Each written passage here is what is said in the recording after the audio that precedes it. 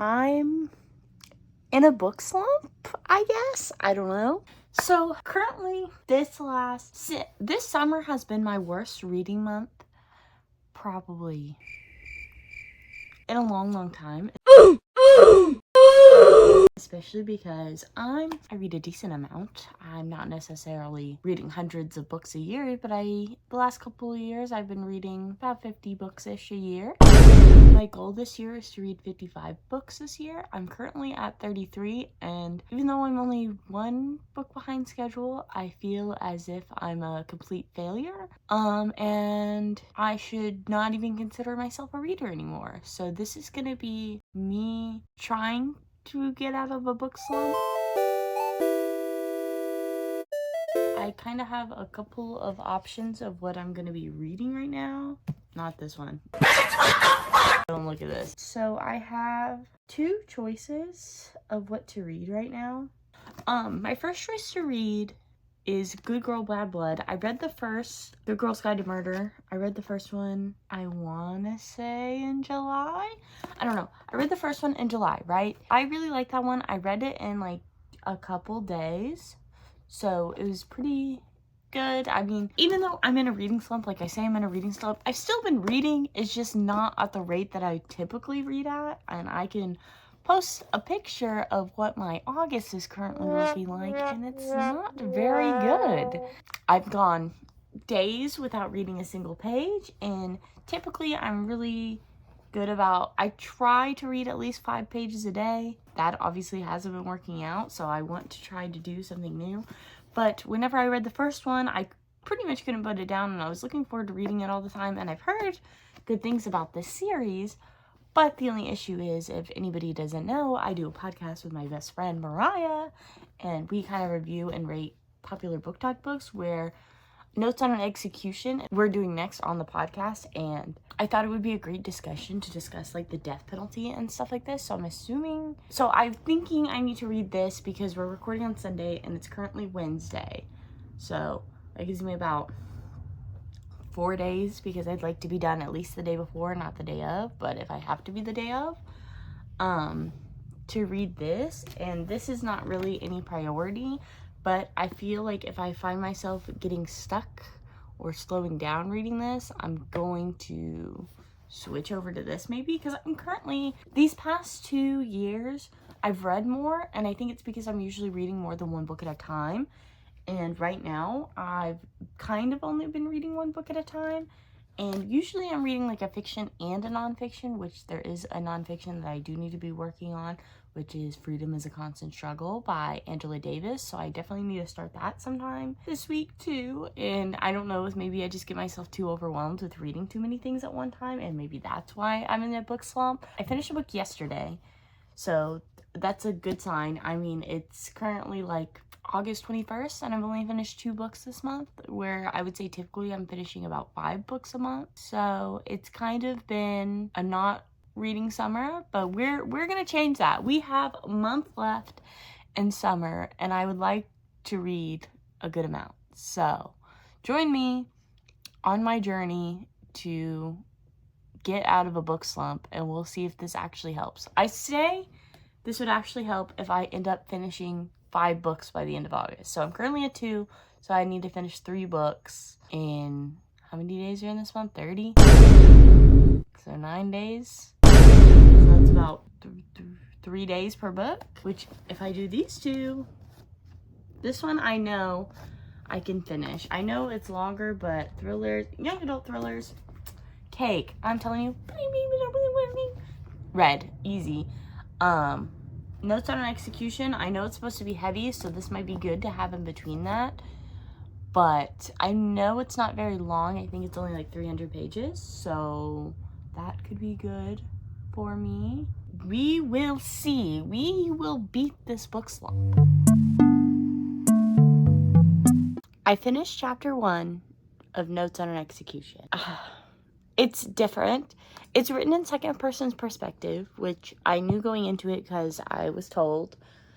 but it's really unique so far. I actually, like, typically I feel like second person can be very hard to get to because it's either done very, very well or it's done absolutely atrocious. It's sitting there confused the entire time and not knowing what's going on, where I feel like second person is such a unique perspective for novels in general, because second person is like, you are doing this, blah, blah, blah, you are doing this. So where it directly puts you yourself as the audience in character shoes. And so it's such a really interesting dynamic to have with like a book that you're reading, and especially because this story follows a man who is a serial killer and he's killed multiple women, and he's currently it's like 12 hours before his execution. Don't really know too much like what's going on, because I try to go into books as blind as possible because I feel like it gives you more of a want, but it's such an interesting perspective to follow a character that has virtually no empathy, no guilt, basically like psychopathic tendencies and stuff like that, and get sentenced to death row. Is such a hard topic to have, but a very important topic to have, about like death row and even the death penalty in general, especially in like the United States, where the United States is one of the few like first world countries that still has the death penalty, and not to mention it's on like a state by state basis depending on where you're charged and stuff like that, and there's no overarching like law for the entire country, so it's very hard in that way. And I know it's like a decent percentage of people that are on death row are actually end up getting proved innocent later. And so it's such a crazy thing where it's like, are we willing to kill every 9 out of 10 people if it means sacrificing one innocent person? Where I don't necessarily think that innocent people's lives should be taken, or necessarily do I agree that guilty people's lives should be taken, because I mean, some of the times death may be just what they want anyways, versus just because the state has the right to put people to death for this certain crime now, what is going to stop them in the future for them to put other people to death for crimes that are maybe less severe? But because this, especially with like the way the United States is currently moving and different ways that our government is in power. One thing too, that the United States is like entirely 50-50. Like not exactly 50-50 obviously, but a lot of people still do believe in the death penalty, but a lot of people don't. And one of the main things that like arguing like to get rid of the death penalty is that it's so expensive too. Like how much of our tax dollars go towards this, where you would think that keeping that person alive would cost less than your tax dollars, but it actually doesn't. It's really hard to be like an abolitionist but then also like see what these horrible people do in the world and stuff like that, but still being like an abolitionist for prison, especially prisons that are made for profit, which is a big percentage of prisons. I feel like this will be, I'm assuming, a discussion widely talked about in this, because how often do you get a book following the perspective of a serial killer on death row, you know? So very interested to read more today, but the first chapter was definitely something I ended up enjoying a lot. I can kind of tell, I feel like early on, if a book's going to be up my alley, and I think this book has very, very high chance of being, maybe could possibly be my highest rated book this year, where I've had other 5-star reads, but this could be like the number one. So we'll see. I just finished chapter 2 of Notes on an Execution, and I promise I won't do updates after every chapter, but I just want to say this second chapter, which I don't exactly remember how long it was 30-ish pages, so about the same length as the yellow wallpaper, but this chapter was more compelling for like the idea of like postpartum depression and like spousal abuse and things like that. More like compelling, and actually felt like it meant something more than the yellow wallpaper did by Charlotte Perkins Gilman, or whatever her name is. That chapter was gut-wrenching, heart-wrenching. I think this is gonna be a really good book. I'm really enjoying it. I'm already 46 pages in, which is pretty good, I will say. It's the next day. I'm currently now 127 pages in to Notes on an Execution, and I'm very much enjoying it. A little different than what I expected, because now I realized that the perspectives that we're getting, I didn't know they repeated. I thought it was going to be different. But basically, we're following different perspectives of different women that are in the serial killer's lives, which one perspective was his mother, the other one was his wife's twin sister, I guess, and then currently I'm on the perspective of a girl, the woman that is solving the case, I guess, for the murders that he did. I like the perspective because all of the killer's perspective is in second person point of view, which is very unique, and it kind of puts you into his seat and like how he's thinking and rationalizing his absolutely heinous decision. Because obviously this man being violent towards women, he has some sort of hate for women, I'm guessing, which I'm assuming because of his childhood and growing up, which is really interesting to see. And then him like getting all of those perspectives of women within his life is really interesting. I'm really vibing with it. I think it could be a great discussion on men's violence towards women.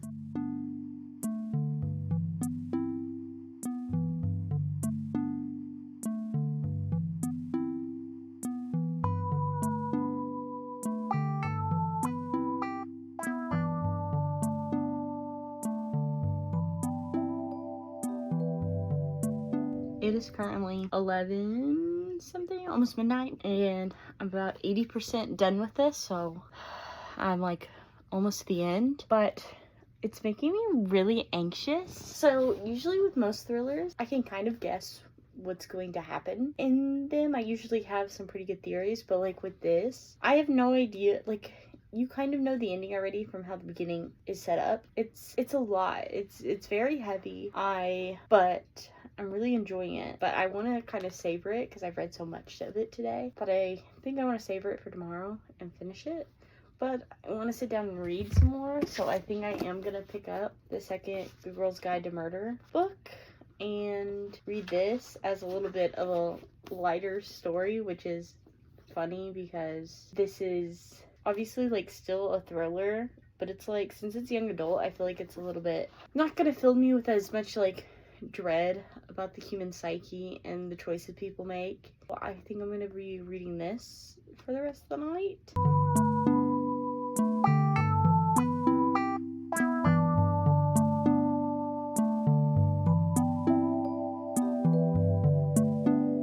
I'm sorry for this angle, but I'm also not. I currently have an hour left in Notes on an Execution and haven't read any more today. It's currently like 4 p.m. I'm at work right now, and since I'm a nanny, a lot of my job is waiting in cardboard lines. And I love it because then I can just sit here and read. So I'm about 150-ish pages into Good Girl's Guide to Murder, book 2. Good Girl, Bad Blood. I'm not calling it that. Sorry. It's fine so far. I don't like it, I think, as much as the first one, but I am kind of busting through it, and so I feel like this will help me catch up on my Goodreads goal, which I think is technically what I'm gonna title this video and like kind of be the vibes of it. But I definitely want to finish Notes on an Execution tonight. I just wanted to wait till I got home. I just didn't think that was something. I think it was a little too heavy to be reading at work. I don't want to be like or something, because I don't know how I'm gonna react to that. So I'm gonna keep reading some more of this and hopefully finish it. Not finish it now, but definitely finish it soon, since it's following a missing person versus a murder-suicide last book. I just don't know if the missing person is as compelling because it kind of feels like a little bit less. I like the podcast aspect of this because it's kind of following Pip and her podcast journey as well, and I can very much relate to that. It reminds me of mine and Mariah's podcast, good things. That's your update for now.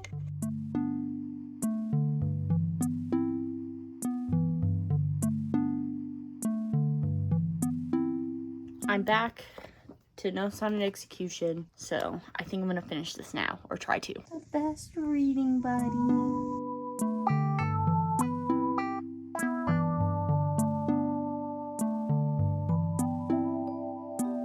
I just finished Notes on an Execution, and I feel like I need to sit and stare out of the wall and collect my thoughts before I fully discuss it. But I want to read a few quotes that I highlighted while reading that I feel like are important. Very few people believed they were bad, and this was the scariest part.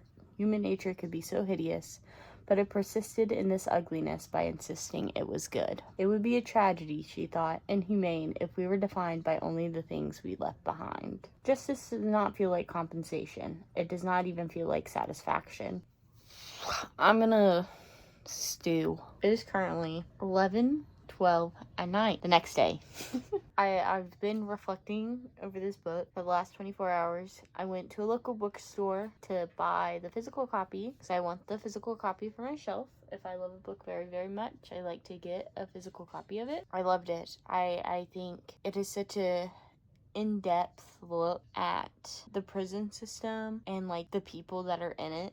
You get an unreliable narrator that is absolutely insane, and I think it talks a lot about especially how people and critiques the way that true crime is written and enjoyed experience. Was writing out a few points and stuff for the podcast. Me and Mariah, we have a podcast called Early Liberation. I don't know if we brought it up. By the time this is out, I'm assuming the podcast will already be out. If not, whenever it's out, I'll link it in the description. I think me and Mariah are gonna have some really great discussions about this book, and I think it's a great book to read and have so many discussions with people. I found out that it's gonna be a movie, which is very exciting because my boyfriend, he doesn't like to read and he will never read this book, but I still think it could be so great to watch a movie about it and see their perspective. I think it might be very hard in a movie setting to come across the same way, like Ansel, the main character, to come across the same way that he comes across in the book,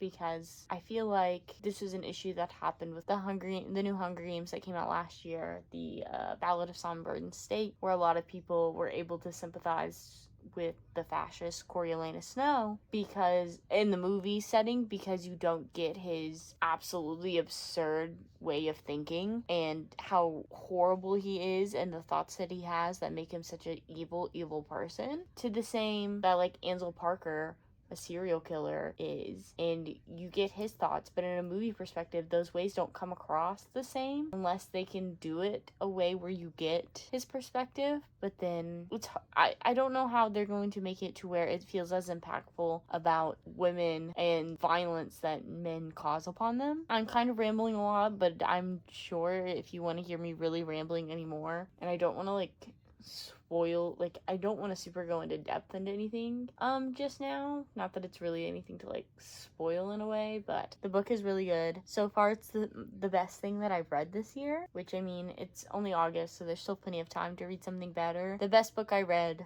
last year I didn't read until December. It was one of the last books I read last year. It was Babel, and I think Babel obviously is still like objectively like my favorite book, but I also, this is up there. This is almost Babel level to me, because what I love about Babel is the way that it kind of redefines your thinking and how you look and how you perceive like historical context in like scholarly ways, and like with it being in the necessity of violence and things like that.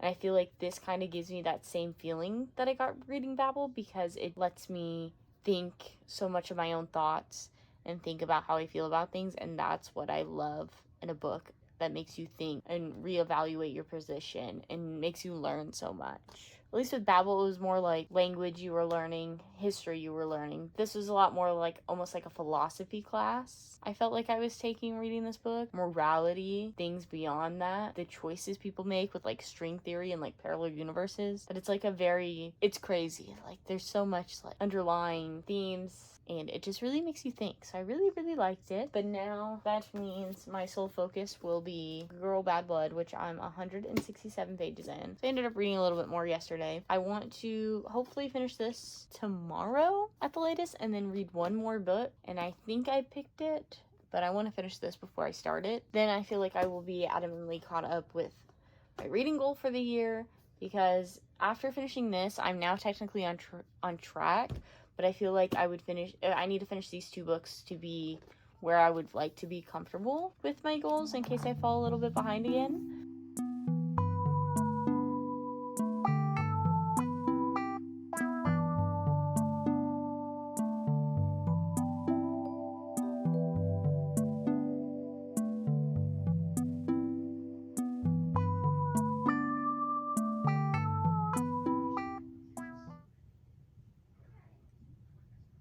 Oh my god.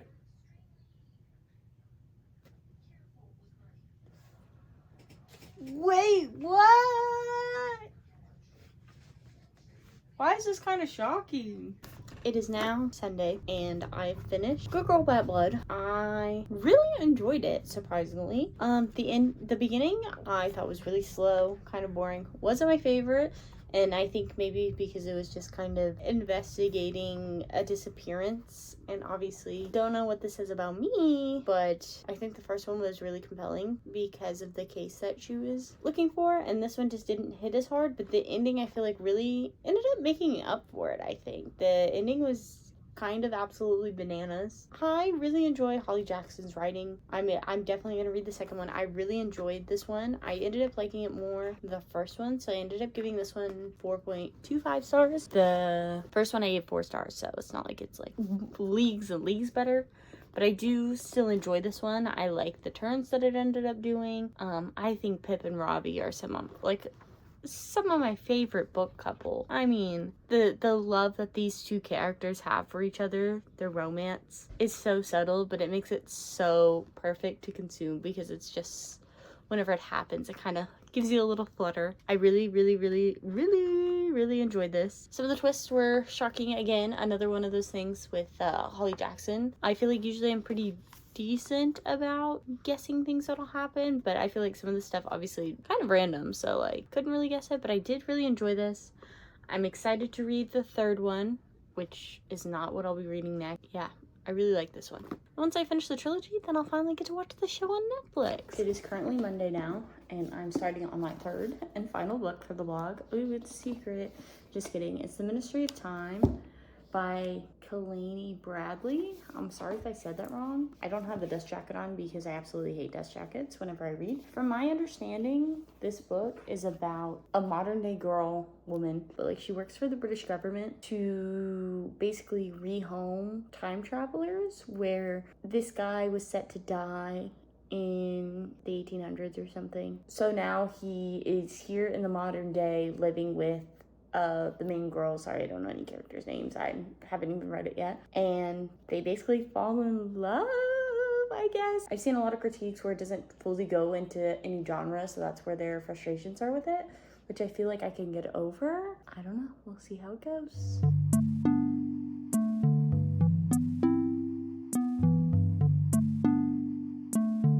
So it's been an extra day. I didn't vlog any yesterday. Sorry. Oops. No, I'm sorry. I'm about halfway through The Ministry of Time. I'm having mixed feelings about it. I'm not loving it. I'm not necessarily hating it. It's fine. Depending on how the ending goes, I could be ending up rating this very high. I think I expected this, since it's kind of more like a central intelligence sort of agency. I kind of expected to be more espionage-y, which it kind of has that like in the background, but the main character kind of is really, I don't know, the only thing she cares about is like the romance aspect of this. I just can't relate to that, I guess, and I'm kind of more interested in like the outside plot, like the subplot, rather than the main plot. And it's kind of more slice of lifey than I was kind of expecting. I kind of thought it would be more plot based instead of character based, which is why like the plot in the background I think is so much more intriguing. The only problem is that I do really like all the characters. I like Commander Gore. I like I don't remember what it, Reginald Smith or whatever, and then Margaret, and then the main character who's unnamed. I do like all those aspects, but I kind of wish there was more going on rather than them just acclimating to modern life, which I get. That's like the point of the book, but I feel like there could have been an overarching plot that's a little bit more focused on rather than so pushed to the back, which you get little glimpses of throughout this, but I kind of, maybe if the second half is kind of end up being more focused on it, I could be really into it, but we will see.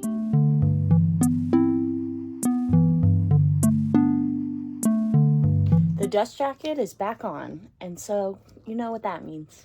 I finished this book! I'm so happy because now that means I am officially one book ahead of my Goodreads goal, which is exactly where I wanted to be. That's typically where I am. Sometimes I am 2 books ahead, but 1 book ahead is all I can ask for. In that regard, this video is done. But if you're actually curious about my thoughts of the Ministry of Time, well, that's a little bit more complicated. Of course, after reading No Sudden Execution and even The Second Good Girl's Guide to Murder, I was expecting an okay novel, and that's kind of what I ended up getting, which it's honestly, this book was incredibly disappointing.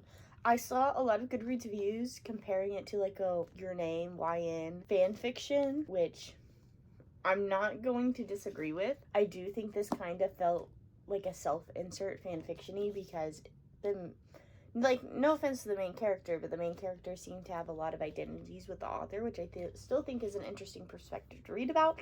I think there was a lot of diversity within this book, with a lot with queer representation, with POC characters and things like that, which is nice to see. And even seeing that people can learn from their extremely closeted upbringings, being from like the 1800s and even before like the modern times, a lot of these characters were able to learn. And I do think that's something that I do prioritize a lot. I do think a lot of people can learn from their mistakes and grow and learn to experience other human beings. But this is one of those books where the main plot of this was romance. And if you love romance, then maybe you'll like this. But I've seen a lot of people critique that they don't think that it was enough of a romance for them, or in any regard. It was more just like a little bit of everything. Where personally, I prefer a romance subplot. I prefer a main story plot, or whatever that plot may be, with romance on the side. And I think this just ended up focusing too much on the romance for me and not enough on the time travel elements that could have been discussed more. I ended up guessing the twist probably about halfway through, which is fine. I usually don't necessarily think that means that like this is the worst book ever. I just think it was a little predictable. Wasn't necessarily my favorite. I ended up giving it a 3.5 star because I kind of expected more from it, which I mean, I know that's my mistake, but you kind of read the blurb and you kind of read all these reviews on the back and you're like, oh, I'm really expecting something brilliant, and it just felt very lackluster, especially the ending, where I felt like a lot of the book kind of moved at like a relatively slow pace, but then the ending, it completely jumps ship and moves like crazy speed, where you're getting just information after information. Like the last quarter of this is pretty like a lot going on, which is, if that's something you're into, that's fine. I mean, I'm not necessarily turned off from this author. I kind of wish it had a little bit more substance to it instead of just being like a romance, where I don't think it had that. Other than that, yeah, it's just a disappointing book. But since that book is done, I am now officially ahead on my Goodreads, which is W's in the chat. Depression who? What? Like, I don't have her, obviously. You can look at my stats for this past week. I've been reading like crazy. Like over 100 pages. Who is she? I don't know her. That is basically it for this video. So, thanks for watching.